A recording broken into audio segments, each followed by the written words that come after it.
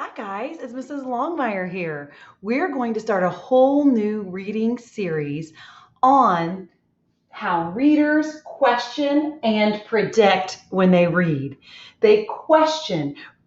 Readers ask questions in their head while they're reading using their thinking voice, thinking about what's going on and why it's going on and why things are happening in the story. And then predict is where readers try to guess what they think is going to happen next. And it's more than just let me guess. It's using clues and putting those clues together to make a really good guess. And that's called a prediction. So readers question and predict. And I'm going to show you how this works using a song. Okay. And I'm going to sing it with you, and then we're going to use this song to help us work on some of these skills. It goes, read, read, read the text, question while you go, predict what will happen next, read on so you'll know. So when it says read, read, read the text, we do that with our reading voice. You know, the voice that reads the words and reads what's in the pictures. And then it says question while you go. And when you start to ask questions, that's using your thinking voice. Question while you go. And then predict what will happen next. That's where you sort of make a guess. And we could say guess, you know, with the little light bulb, where we're thinking about it and we make a guess. Another word for guess is infer, to make an inference or infer. And remember, when we talked about infer, we used this silhouette head that should look familiar, where we collected details with our reading voice, those details in the pictures and those details in the words. And then we start to look for patterns, and we put things together and memories that we had in our head, and we made an inference. Well, today we're going to talk about making a prediction. A prediction is a type of inference. Remember, an inference is that new thought. Well, today our new thought is going to be a prediction. We're going to try to guess what's going to happen next, or what comes next in the story. And so I'm going to show you how this works with our song, okay? So one of the books that we're going to use today is called Whose Teeth Are These? So I'm going to start out, read, read, read the text. So I'm going to read it to you, and then I'm going to show you what this could look like using your questioning and predicting using our thinking voice. Which orange and black cat has huge, sharp teeth? And so and also if I read the picture, I see really big front teeth and a big mouth that's open. And I see some stripes around the mouth. Okay. And I even see some little freckles and some whiskers coming down. And so if I think orange and black, an orange and black cat that's got these huge teeth, and I see stripes, and I see whiskers. If I start to put all of those details together, I think it could be a tiger. So I'm going to put my prediction on my pink Post-it note, tiger. Now, the last part of the song says, read on so you'll know. So we have to keep reading to see if we were right. So let's keep reading. An orange and black tiger has huge, sharp teeth. So I was right.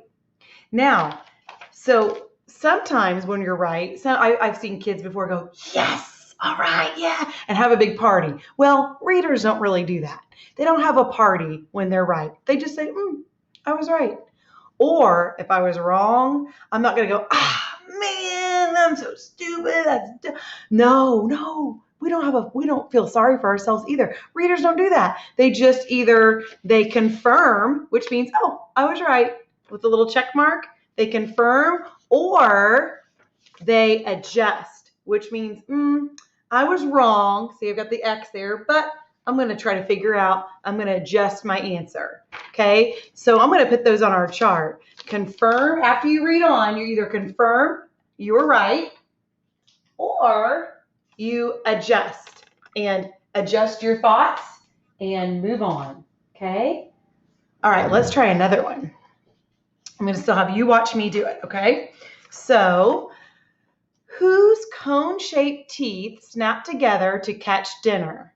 And if I look at the picture, I see some teeth, I see some spots, I see kind of a green, shades of green around the teeth. So maybe this animal's head or mouth are green. So cone-shaped teeth snap. When I think of snapping together to catch dinner, I think of an alligator. Do you?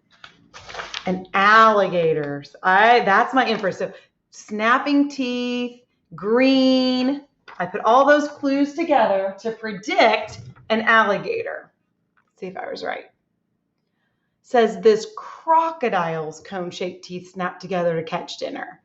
Crocodile. So I know alligator and crocodile are very similar, but this is a crocodile. So I can just, okay, I'll adjust. I wasn't quite right, but I was close, right? Okay, let's try another one. To whom do these skin-covered teeth called fangs belong? Skin-covered teeth. And I can see some scales in the picture, and it looks sort of green. And fangs, well, I know snakes have fangs, and they sort of have scales and can be green. So I think my inference or my prediction is snake. Let's read on and find out. Read on so you'll know. These skin-covered fangs belong to a rattlesnake.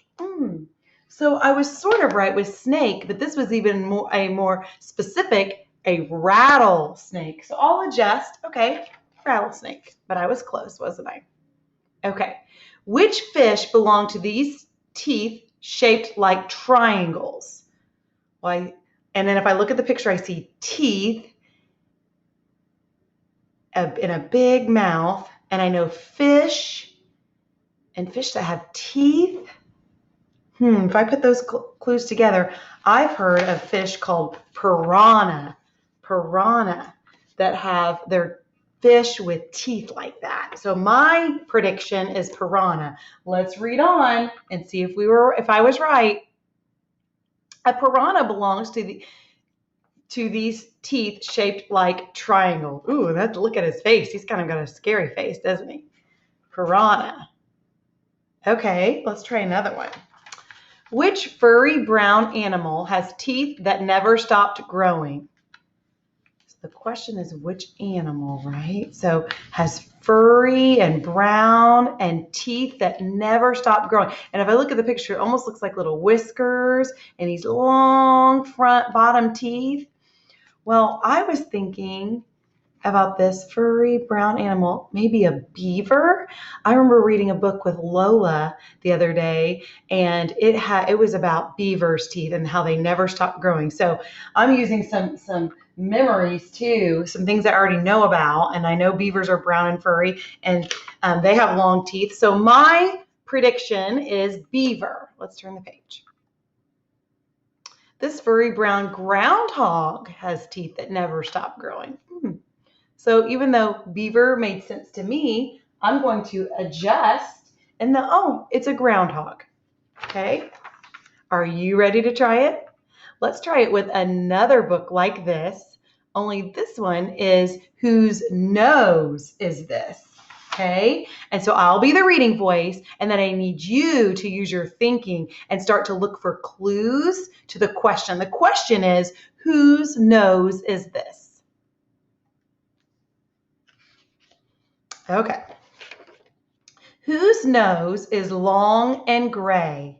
If you look at the picture, you probably see the tusk and this long, gray, wrinkly nose.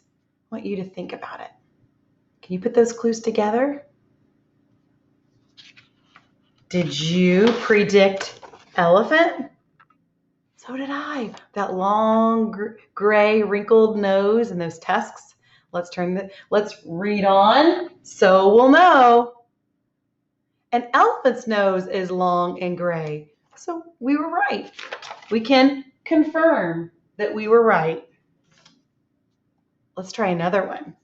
Whose nose is black and round? If you look at the picture, it sort of looks wrinkly, and I see some whiskers, and I see some fur around it.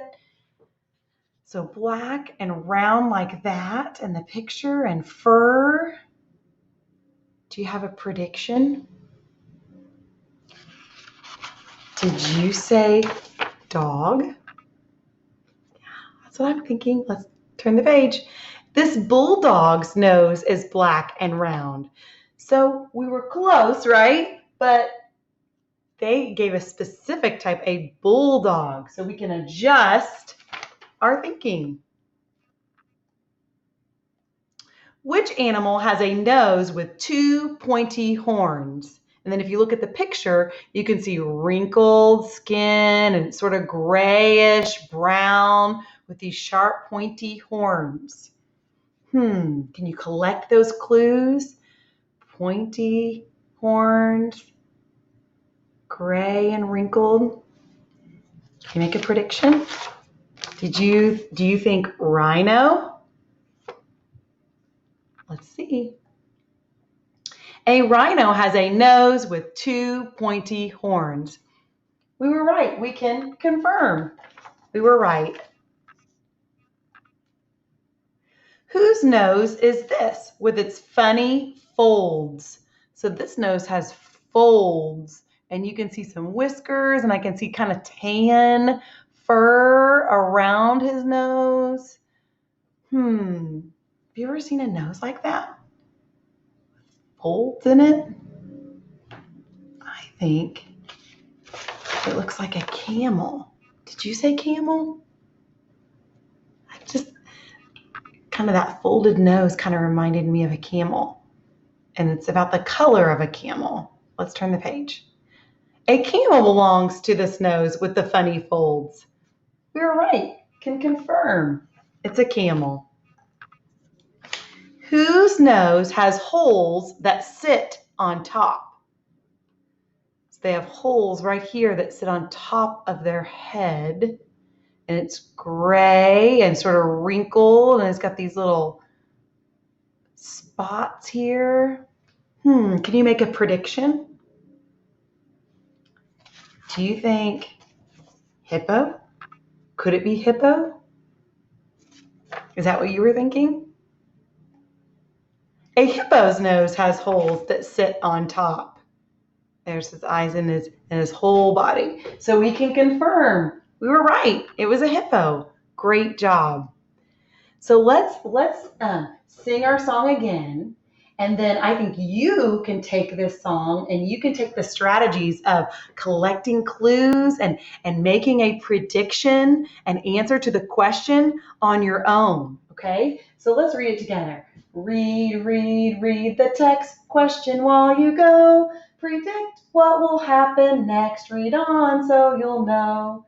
So it's very similar to how we collected clues with our silhouette head, only today the type of inference we're making is a prediction. We're making a guess based on all those clues, and then we can read on to see if we were right.